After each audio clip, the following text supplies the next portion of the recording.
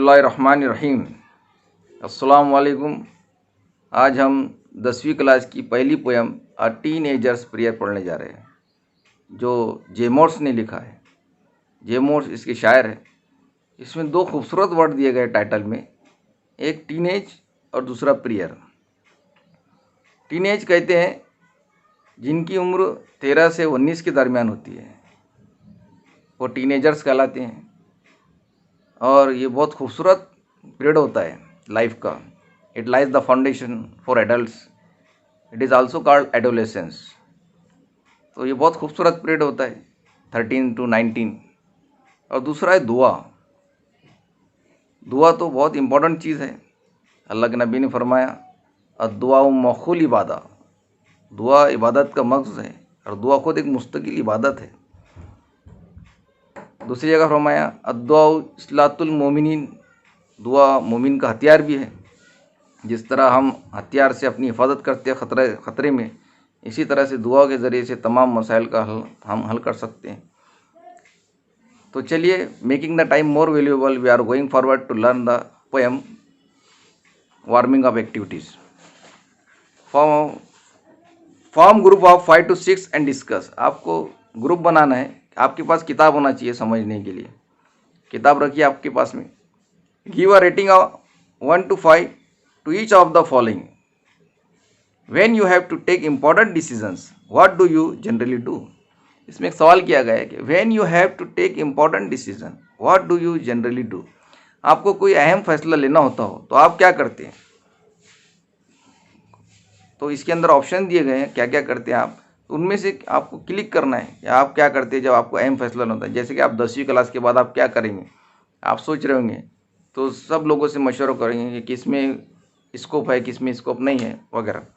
तो contact parents, वालिदैन से भी हम कॉन्टेक्ट करते हैं। Contact friends, pray to God for guidance, Allah Taala से दुआ करते हैं या इस्तिखारा भी कर सकते हैं। थिंक डीपली इन साइलेंस, सोचते तो बहुत रहते हैं हम खामोशी में। Ask your teacher for help, ये बहुत कम करते हैं। और toss a coin to decide, और ये तो बिल्कुल भी नहीं करते हम कि ये टॉस करके अपनी किस्मत का फैसला नहीं कर सकते। अब नंबर 2 पर आ रहा है फिगर ऑफ स्पीच। तो हम फिगर ऑफ स्पीच जो है स्पेशल भी लेंगे, लेकिन साथ साथ भी इसके डेफिनेशन शुरू कर देते हैं। तो इसके अंदर एपोस्ट्रॉफ की डेफिनेशन बताई गई कि एपोस्ट्रॉफ क्या होता है क्या। तो देखिए, in poetry very often there are lines in which the poet seems to talk directly to an absent person. इसमें शायर गैर हाजिर चीज़ से या गैर हाजिर शख्स से बात करता है। और इसमें एक ख़ास बात होती है कि उम्मूमन ज़्यादातर फिजाई निशान दिया जाता है, एक्सक्लेमेशन मार्क दिया जाता है इसके अंदर, और बहुत आसान है समझने के लिए।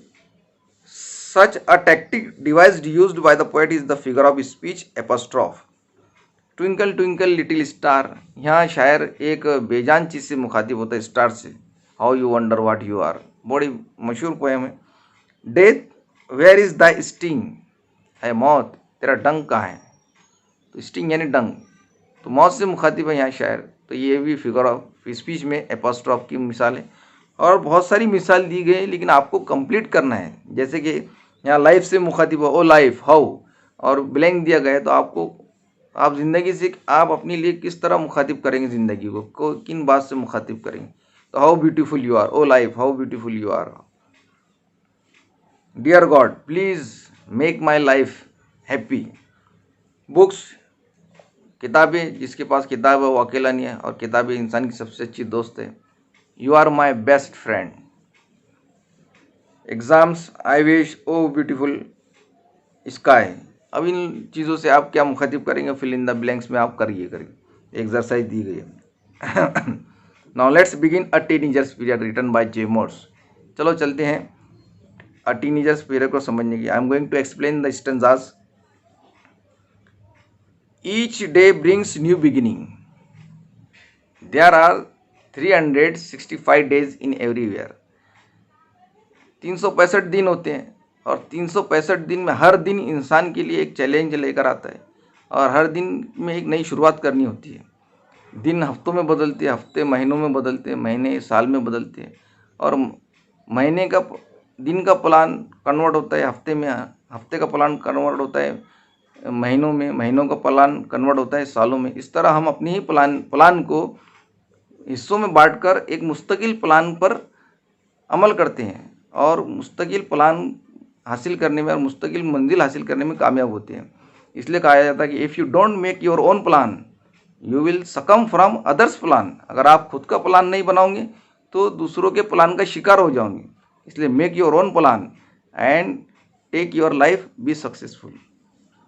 Each day brings new beginning. The शायर यहाँ पर अल्लाह ताला से बात करता है कि मैं तो जानता हूँ कि हर दिन एक नई शुरुआत करता है। ईच डे ब्रिंग्स, एक नई सुबह लाता है। डिसीजन आई मस्ट मेक, और मुझे ही फैसला करना होता है। फैसले ज़िंदगी बनाते हैं। I am the only one to choose the road that I will take, और मैं ही तो हूँ जो मुझे रास्ता इख्तियार करना है। क्योंकि हर इंसान को अपना खुद का अपना रास्ता इख्तियार करना होता है, अपना खुद का फैसला करना होता है और अपनी ही मसाइल को हल करने में उसने कोशिश करते रहना चाहिए। तो पहले स्टैंजा में शायर कहता है कि each day brings new beginning, हर दिन एक नई शुरुआत करता है। डिसीजन आई मस्ट मेक, और मुझे ही फैसला करना चाहिए कि मैंने हर दिन में क्या करना चाहिए।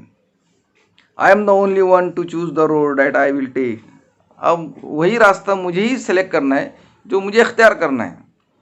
तो इसमें कहता है कि इंसान ने फुल कॉन्फिडेंस होना चाहिए कि मैं जो रास्ते पर चल रहा हूँ वो सही है या गलत है।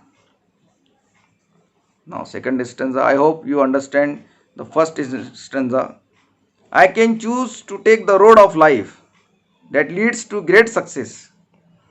और इसके अंदर अल्लाह ताला से शायर दुआ करता है, जे मोर्स दुआ करते हैं कि मैं ऐसा रास्ता इख्तियार करूं, ऐसा रास्ता इख्तियार करूं that leads to great success, जो सक्सेस की तरफ जाता हूं।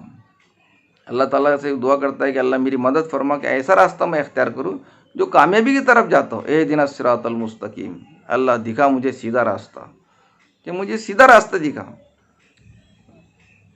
और travel down the darken road that leads to great distress.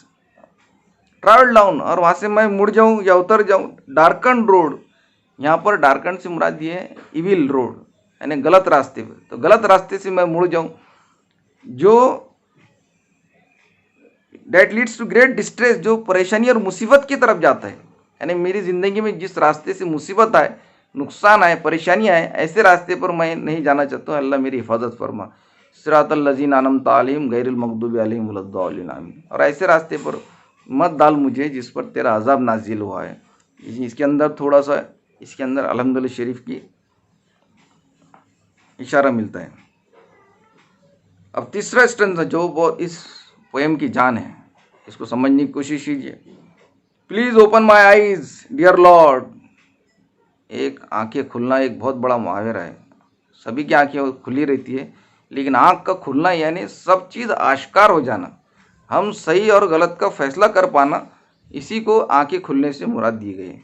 अल्लाह ताला से दुआ करते हैं, J Morse please open my eyes dear God that I might clearly see, जो मैं वाज़े तौर पर देख सकूं। अब क्या देखना चाहता है शायर वाज़े तौर पर? आंखें तो खुली है, लेकिन एक अल्लाह की जानिब से आँख का खुलना ये बात ज़ाहिर करता है कि सही और गलत का फैसला करते आना, कि हम सही और गलत को समझ सके कि क्या हमारी ज़िंदगी के लिए सही होगा, क्या हमारी ज़िंदगी के लिए गलत होगा, क्या वक्त का ज़ाय करना सही होगा और पढ़ाई करना सही होगा, क्या दोस्तों में बैठना सही होगा। ये हम सही फैसला ले सके। अल्लाह ताला मेरी आंखें इस मामले में खोल दे करके। Help me stand for what is right, और मेरी मदद फरमा कि क्या सही है और क्या गलत है। मैं ये काम करने में कामयाब हो जाऊँ कि मैं सही को अपना सकूँ और गलत को छोड़ सकूँ। Bring out the best in me, bring out the best in me. और ये कहते हैं कि मुझ में जो अच्छा है उसको आश्कार कर दे, क्योंकि every individual is born unique. हर एक को इनफरादी सलाहियत देकर अल्लाह ताला ने पैदा किया है। हर एक को अल्लाह ताला ने इनफरादी। तो क़यामत तक के जो लोग आएंगे वो क़यामत तक के लोग एक इनफरादी तौर पर पैदा होंगे, और हर एक को एक अच्छी स्किल देकर अल्लाह ताला ने पैदा किया है। इसलिए अल्लाह ताला कुरान में फरमाता है, कि अफ़ा हसिबतुम इन्नमा खलक़नाकुम अबसों व अन्नकुम इलैना ला तुरजऊन, क्या तुमने गुमान कर रखा है कि हमने आपको बेकार पैदा किया और हमारे तरफ वापस नहीं लौटाए जाओगे। इससे अल्लाह ताला फरमाते हैं कि यकीनन हमने तुमको बेकार पैदा नहीं किया है और हर एक को एक स्किल देकर पैदा किया है और उसकी बात होंगी। अगर हमने अपने आप को नहीं निखारा दुनिया में कि हम एक अच्छे इंजीनियर नहीं बन सके, एक अच्छे डॉक्टर नहीं बन सके, इसकी आजमाइश होंगी। तो bring out the best in me, तो अल्लाह ताला ने जो हमको एक ख़ास सिफत दी है वो मुझ में आश्कार कर दे। हमको खुद को मालूम नहीं रहता है कि हमारे अंदर अल्लाह ताला ने क्या ख़ास सिफत दी है। तो उसको ढूंढो, उसको पहचानो और वो स्किल को बाहर लाओ, तो वो आपकी तरक्की के लिए भी रहेंगी और इंसानी बका के लिए भी काम में आएंगी। तो तीसरे स्टैंजा में अल्लाह ताला से दुआ करते हैं कि मेरी आंखें खोल दे और मुझ में जो अच्छी चीज़ है, मेरे में अंदर अल्लाह ताला ने जो स्पेशल एक ख़ास चीज़ पैदा किया है वो मुझसे बाहर लाए। इसलिए कुरान में फरमाता है अल्लाह ताला कि हमने एक को दूसरे से अलग पैदा किया है। मतलब क़यामत तक के लोग अलग अलग पैदा होंगे, बिल्कुल एक जैसे कभी पैदा नहीं होंगे और हर एक से अलग अलग हिसाब किताब लिया जाएगा। और जो ख़ास चीज़ है वो मुझ में आश्कार कर दे अल्लाह ताला। तो सभी को दिया गया है एक ख़ास चीज़, स्किल दी गई है और वो स्किल दूसरे इंसानों की बका के काम में आ सकती है। Help lord to just say no, और मुझ में इतनी शक्ति दे दे अल्लाह ताला कि मैं नहीं कह सकूं। When temptation comes my way, temptation की मानी होती है बैड हैबिट, बुरी आदतें। जब मुझे बुरी आदतें दावत दे तो अल्लाह ताला मैं उनको इनकार कर सकूं, ऐसे दौरों में मेरी मदद फरमा। That I might keep my body clean, और मैं अपने दामन को साफ रख सकूँ। And fit for life each day, एक तो ये कि मैं अच्छी आदतें अपनाऊँ। ज़िंदगी के दो अच्छे सिफतें बताई गई है, कामयाबी की दो राज इसके अंदर बताए गए हैं कि एक अच्छी आदतें और दूसरा तंदुरुस्ती।